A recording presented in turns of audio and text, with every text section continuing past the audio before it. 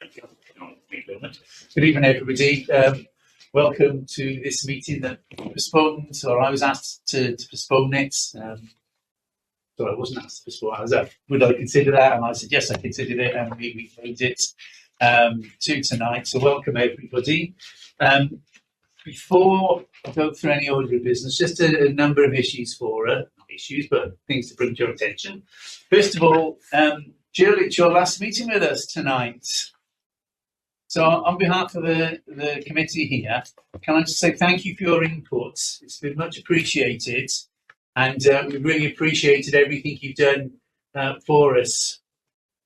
Thank you, Chair, and thank you to the committee for welcoming me, and to the officers for putting up with some of my questions. So thank you. Thank you. The other issue for later on this evening is we're going to have a private meeting, so we're not going to be recording anything, and I don't think we've got anybody in here who's not a member of the press or public, because we've been excluding those, and Mike's going to talk us through a document a bit later on, so that will come towards the end. Hence, if you're wondering why you've got a private agenda, that's what that will be about, and that'll become a little bit clear a bit later on. So, on that case, then, Emily, apologies for absence, please. We've had two apologies, Chair, one from Richard Morgan and one from Councillor Matt. Thank you very much indeed. Declarations of interest, anybody? Thank you very much. Minutes of the previous meeting, so pages 3 to 10, and perhaps I'll just ask either Leanne or Emily just to bring us up to date on the new way that we're doing minutes, please. Who's going to do it? Either. So obviously there's a little bit of a delay since the last time we met, because we essentially missed one of the meetings. In that time, the councillors looked to progress how we record our meetings, essentially taking stock of where we are with the live meetings, the recordings, which are obviously a verbatim summary of what happened during the meeting. So with that in mind, to try and make the minutes more concise, focus on the key points of discussion, and really the important part is the recommendations or decisions made of the committees or meetings. So that's been a change across the board for all of our meetings so far. We're making sure that the meetings do reference those recordings, which are now on YouTube, so they can be accessed at any time, and they will stay on there as a record of the meetings proceedings. Thank you very much. So with that in mind, just as we go through that, page 2, if we go through for accuracy first, so we've got an agenda item about matters arising, so we'll look at that. So page 3 first, isn't it? Yeah, page 3 for accuracy, page 4 for accuracy, page 5, page 6, page 7, page 8, page 9, and page 10 is a blank, delivery left blank page. So if we're content with the accuracy on that, matters arising will come under the item 4 on the agenda. So if we're content, I will sign those minutes off for us. So item 4 on the agenda, matters arising from the minutes. So again, page 3, page 4, page 5, page 6, page 7, page 8, page 9, and the blank page 10. I know one of the matters arising was we needed to look at the attendance of the various leaders of the parties, but that's already an agenda item, so we'll pick that up as we go through. Item 5, which is my chair's announcements, other than what I've mentioned about Jill, the new minutes, and our little private meeting at the end, I've got nothing else to mention. So item 6, complaints, monitor officer report on any claims received. since our last meeting. Thank you, Chair. I'm going to keep this relatively brief because we have got an item later on where I'll discuss various complaints in more detail. There are some new complaints since the last meeting, all of which pertain to one community council. Again, I'll deal with that in the later agenda item. There is one ongoing complaint about a member of this council that's still under investigation by the Ombudsman. So, date on that really reported back to this committee in due course as well. The Ombudsman has decided what to do with it. But that's all there is to say at this stage, Chair. Thank you. Thank you very much. Item 7 is the National Standards Forum feedback. So this forum now takes place twice a year, all done remotely, and basically involves the chairs of all the standards authorities, standards committees within Wales. It also involves some additional ones. The fire authority is there. I'm trying to think of the Welsh word for it, but basically the National Parks Authority is there, and a number of other ones are sort of feeding into that. To the chair, the secretary is provided by Cerwyn from North Wales, and we're generally kept into making sure that what we're talking about is relevant by one of Mike's colleagues who get invited to sit in and to just give us a little bit of advice or a bit of a steer, just in case we're saying anything or straying into areas where we shouldn't be. So I was going to do a little brief oral update on that, but as if by magic yesterday morning, they appeared in my inbox, the verbatim meeting notes. So I will leave them there for you to have a look at. Emily said they've been circulated for us. If you haven't had them, then we can circulate them again. But it's there for us for you to read. It's not generally all riveting stuff. And when I listen to some of the comments that are made at the National Standards Committee meeting, we certainly seem to have less issues than some areas, which is really good to sort of to hear that we're not pushing for that. The other one that is always interesting, is always worth a listen to, is we always have the public service ombudsman there, and she always gives us a bit of an update of her latest thinking and anything that she really feels is pertinent to us at the time. So they are a good read when you get them. Can I raise a question? You can, yes. It was interesting when you mentioned about the fire authority. Are the police involved in there?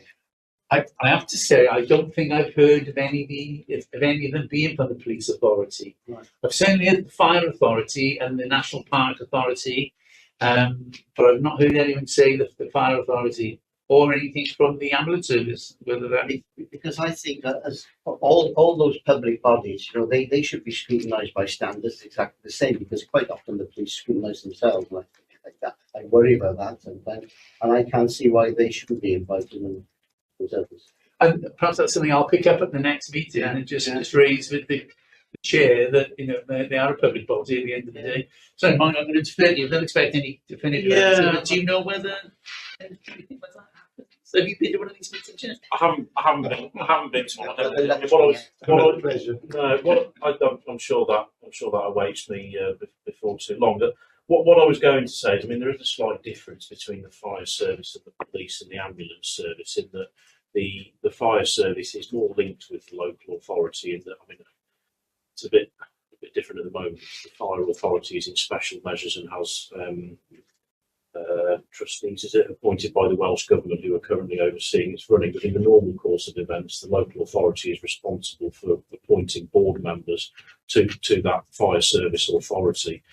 So there is that interlinking, which, so far as I understand, we don't have with the police and the ambulance service. Now, I think the net outcome of that is that the fire service is more closely linked, and obviously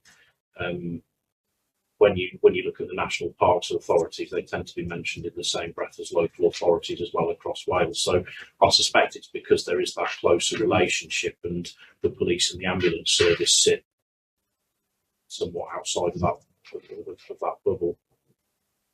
So that's probably the rationale, if there is one. I guess there's no harm in the question being asked, but it would be. I don't think the police or the ambulance service could be compelled to participate. I think they could be asked to come along, but I don't think there's necessarily a role in scrutinising them in the way that there's. It might not be compelled to go there, but I think if they've got nothing to hide, I just think that they would learn a lot from the standards of what's being done anyway through the local authorities, the fire authorities. I can't see anything wrong with it. But you know, I take your point what you're saying, that the link isn't there because we got invited members on there, but I just thought that maybe that's something they should be It may be that the question could be asked through the appropriate channels. Yeah, I mean, the only thing I would say is, I mean, in relation to the NHS, I'm a lay member of the NHS Wales Joint Commissioning Committee. We commission ambulance services. They're obviously an NHS trust in the same way as an NHS body established the same way as the local health boards are, public health Wales. So the dynamics of accountability is slightly different. They're directly accountable up towards the NHS Wales Chief Executive, not with the minister, so that might impact. And I guess it may have its own scrutiny procedures within that. Yes, yeah, and they're scrutinised and inspected separately by Health and Care Inspectorate in Wales as well. So it's a good point, but the dynamics are slightly different because although they're an emergency service in the same as police, they're also an NHS body. Right. But we've got scrutiny here, but we also got standards, haven't we? So it's worth asking. See what they say. I will do that, Councillor Cochrane, for us on the next one.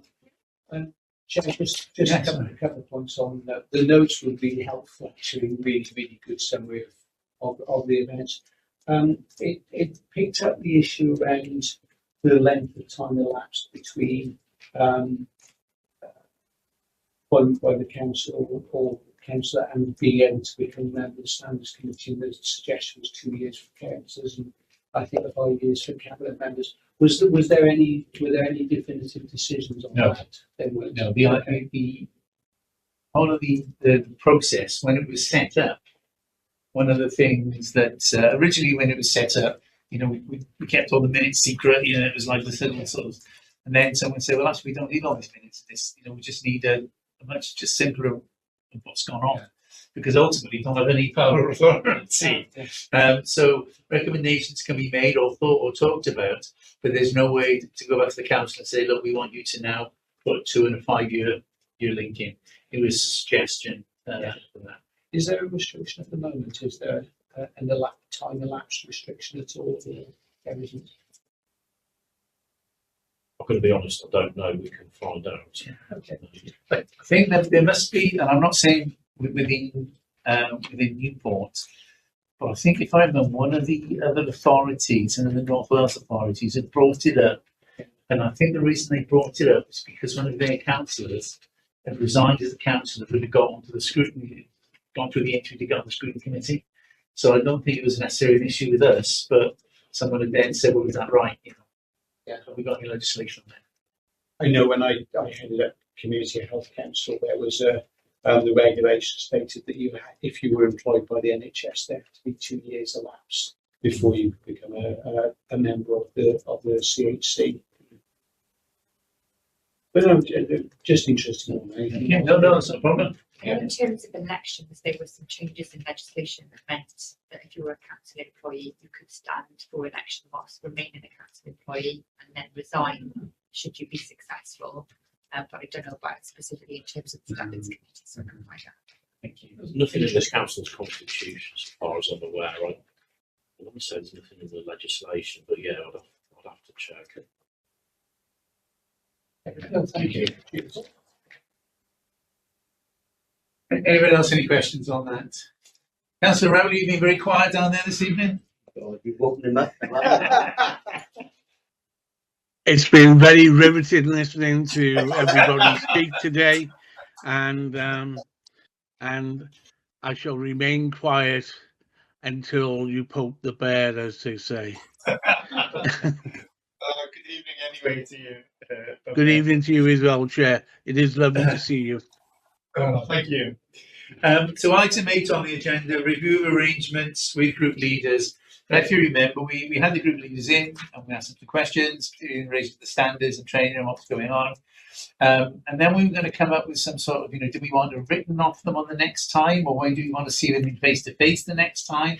And really sort of how we thought the process might roll. And we were going to discuss it last time, but obviously that meeting was postponed. And here we are now to discuss it this evening. Just to start the conversation going on that side of it, I think at least one attendance per year before the committee.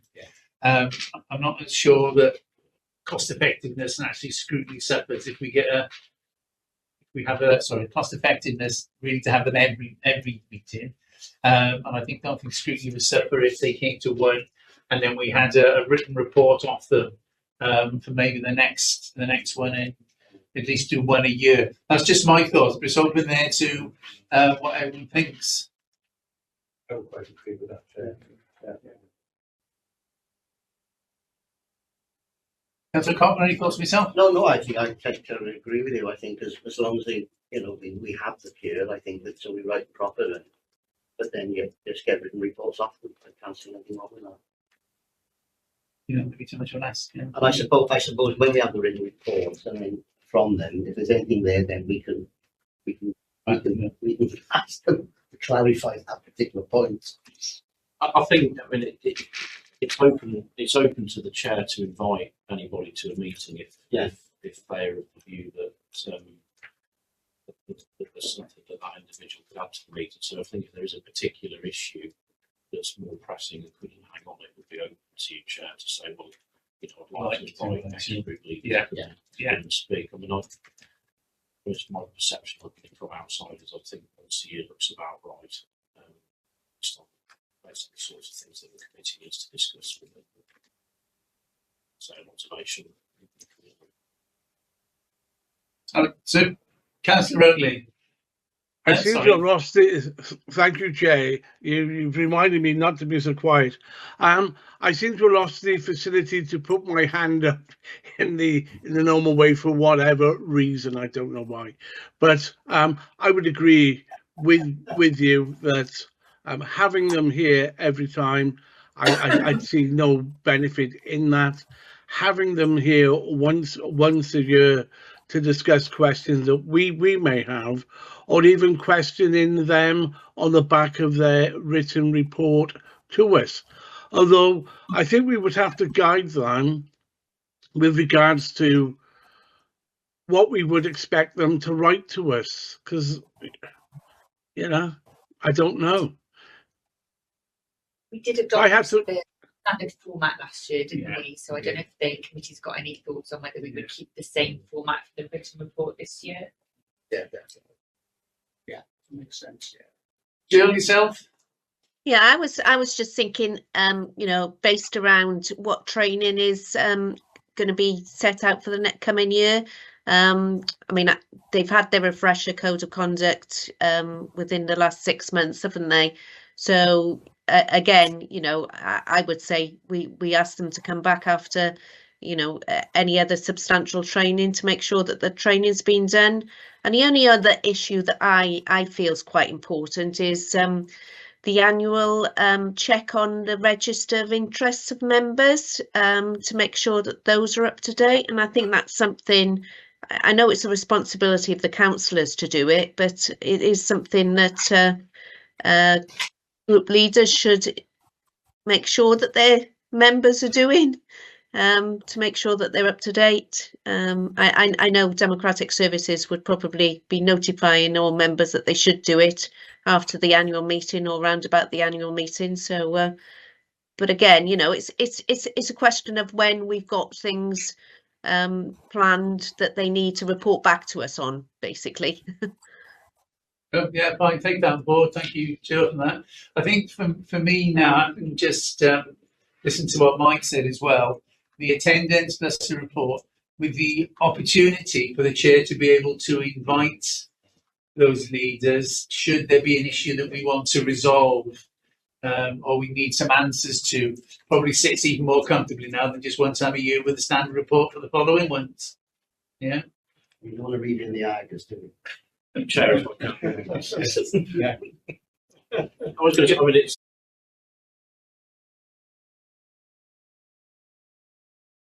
it's probably worth just reiterating what the law says. I mean, there is a proactive duty on group leaders to ensure high standards of conduct among their members. And I think, whether it would be worth at some stage, I don't think the group leaders here are pretty good, to be honest. I don't think this committee needs to crack a whip or anything like that, but maybe it would be worth this committee at some stage issuing some guidance on what it expects to hear from group leaders at that annual update when they attend. I think in terms of discharging statutory duties, I suppose it's an opportunity for the group leaders to come to this committee and say what they have been proactively doing to promote high standards of conduct, and maybe, and perhaps it could be agendaed for a later meeting of this committee, but maybe this committee could think about issuing some guidance on what it expects in terms of an update from those group leaders, just as a suggestion. Yeah, the standard for that we used last year is that cover it. Yeah, it had main headings. I think the one challenge that we had back last year was around, where does the personal responsibility then take over of individual members? Yeah. So I think that was something that was discussed at a few meetings last year. And the other issue was around, we frequently get perhaps notifications from the Ombudsman, but they're anonymised. So the group leaders might not necessarily know there would be an issue within their group until a later date, or not even know if something's been raised and then not taken forward as an investigation. But I know that has been raised with the Ombudsman as a general note of concern. So I don't know if there potentially might be changes on that going forward. But yeah, the overall template did set out key headings, but we could look to circulate that amongst committee members if there's anything that you want to change for 25-26. Chair, if I could ask the other question, do you notify the group leaders that there's only so many percentage of your members of fill these forms in? The register of interest forms. Or do you just leave it to the individuals? We do leave it to the individuals, but we do also let group leaders know. But it is an annual thing. I think this is something that we talked about within the committee last year or the year before, where we said, whilst it is the responsibility of the individual members, we would write up once a year, as Jill said, around the AGM as a prompt, and then perhaps give an update to the leaders afterwards to let them know. Obviously these are registers of interest that are in the public domain anyway, so we can go in and check what the latest updates were. I think on that, I know we've had this debate before, and I'm kind of at risk of not wanting to reignite it, but it is always going to be incumbent on individual members. It's got to come from them. You can't make a workable system where officers have got to go to members and ask them to declare interest. With the best will in the world, officers aren't going to know what interest has arisen. It's for the member to know what constitutes an interest when that arises in, when it needs to be declared. I think we are doing as much as we can at the moment in terms of sending out those annual reminders. I think those changes we made last year have been positive, and I perceive that they've been helpful to members. But I think we really are doing as much as we can on that front. I agree with what you're saying. The only thing is, a leader, he might not be aware that members of this particular group haven't filled these forms in. That's all. I'm just wondering how does that? I think that's a matter for individual group leaders and how they go about policing their groups, I suppose. Make sure that they do it.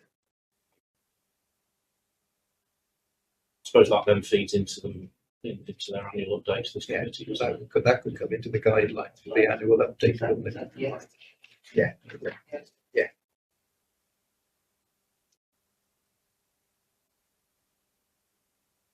Okay, well, one item already for 25-26 work programme from that side of it. Anybody else, any thoughts or comments on the item 8, the group leaders, arrangements for group leaders? Okay, thank you all. Item 9 is the feedback from the Democracy in Local Government event that was held in Cardiff earlier on this year. Do we have anyone go to it? I went. Do you want to give us? And I have to say, after clearing it with Leanne and Emily about me going, it was in my diary, and for some reason it just passed me by. So I do apologise, ladies, for that. For all the way to get me there. Yeah, there's a lot of council leaders, members from the different councils there speaking. A lot about where certain councils have joined together and how they were sharing the sharing the views, and they seem to be getting on with it, very well. I think a topical area or something like that where councils have joined, and there's quite a lot of debate on that. Also talking to some groups, and I think one of the main things that come back is communication. Communicating with members of the public now, and that's I think that's where a lot of the work needs to be done. Is communicating with the public, also with children having the best start in life. I think that was a big item. Also, transport came into it. I've been to many transport seminars, and every time the same thing is said: we've got plenty of transport, but we've got no one to organise it. I think that's still the case, really. That was about it. I don't know if you pick up on it. Yeah, just a couple of bits. There might have been in slightly different groups. I think we were split up for the day, for part of the day. So there was also a group looking at the scrutiny arrangements for the South East Wales Corporate Joint Committee. So talking about what they've done so far, what the arrangements were, and then getting some feedback from members in the room. So some of the members were part of that committee, and then that was taken away, I think, to look at improving, perhaps provide more support to development for those members as well. And then the last session that I was in was focusing on sort of challenges for members around abuse and those kind of issues. So I think that the two focuses there were on online abuse, and then the other one was where challenges turn into essentially harassment cases. So again, as John said, they were members talking about their experiences there, and again broke off into groups and gave some feedback. So I think the WLGA is going to look to take that away and perhaps look at how they can provide additional support to members based on their feedback. As I also mentioned, on our liaison committee, I think we had to talk to me about safety of councillors, and that was a really good presentation sort of thing. It's worth everyone having a look at that. So there's a lot of facts brought up that we don't even think about when you go to these. It's a sad reflection, though, isn't it, really, to be perfectly honest? Because, all right, I've been on the council for 4 years, maybe too long for a lot. But I always like to see people, if someone gives me a call, they're complaining about the garden wall or the gate is squeaking every night. I like it when I have that chat to them. Of course, today, if we're honest, an email comes into you, you pass that email on to an officer, the officer comes back to you, you do a little bit to that email and send it back to the individual. You haven't even seen that individual, you haven't had a face-to-face with them. And I think that's a sad reflection on where we are today. We're not seeing our constituents or something. if you did bring up at that presentation, if you do go to meet anyone, you have to let someone else know you're going there. Exactly, and you've got to take someone with you. I just think it's just, You know, don't go on your own because the door might slam and you'll be in there with them. So it's just sad, isn't it? That's the way it is now, and I just think you lose that connection with the constituents. I think there's nothing to stop you going to see constituents in right. I mean, in the circumstance you described, you could go and see the constituents and then refer the matter to officers. Well, I know, but then today you've got to get someone to go with you, right? That's what we were told, and we've got to panic alarm now. I just think it's just sad. That's all it's But hearing for the worst, isn't it? I hope it's for the best. So yeah, I think the guide that was shared as well as the training is about just, as you say, trying to create awareness and providing things to perhaps additional support. Yeah, I know we're going to do it, but I just think it's. Thank you. Okay, thank you for that, for the feedback. Great on that side of it. Oh, sorry. Thank you.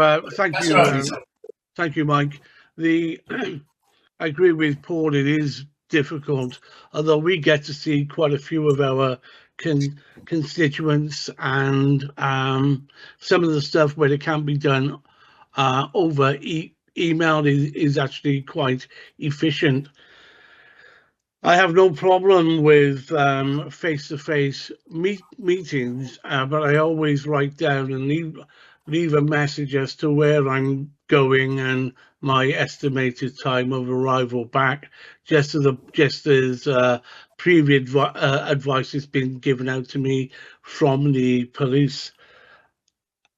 One of the biggest problems that we face is not responding to insulting remarks, comments on Facebook.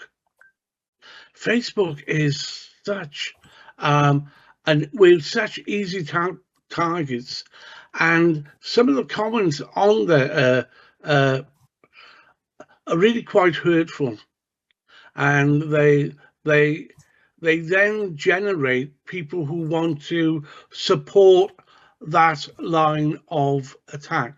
And the problem that I think is beginning to escalate is where that line of attack starts verbal, then it can escalate up to something else, which can escalate into the street. And so there is an underlying increasing attack against elected members. It's not manifesting itself quite yet in physical violence, but it is stepping up that way. And I would say to everybody, just be careful. Don't comment, don't try and defend yourself on Facebook, because you're giving them an open door. But listen to the officers, listen to the advice that we are being given, and that advice is good enough for anybody on any committee and anybody willing to listen to it. It's difficult, Paul. It's difficult, but keep making contact with your residents as much as you can. Thank you. I do, to be perfectly honest, but I'm just saying it's a lot of them over the years. I do know a lot of them. But Facebook, I've come off Facebook for some of the comments, because if you haven't done such and such, you know, some of the things they've said about me, my boss said, have you seen that what they said on Facebook? I said, well, I just got off it then. As long as I don't know it. And some of the people that say that on Facebook, you see them at the meetings, say, oh, yeah, well, and you know, it's this double standards as well. And I just think, so I've come off it, and I don't want to hear about it. It's sad. I think we have got another session on personal safety for elected members. So I think part of the reason for that is we'll have support from the police and from civil contingencies, but I think social media aspects of it is going to be a particular focus of that. That's in June. Thank you, Councillor Rowley. Matt? Anyone other, any thoughts or issues?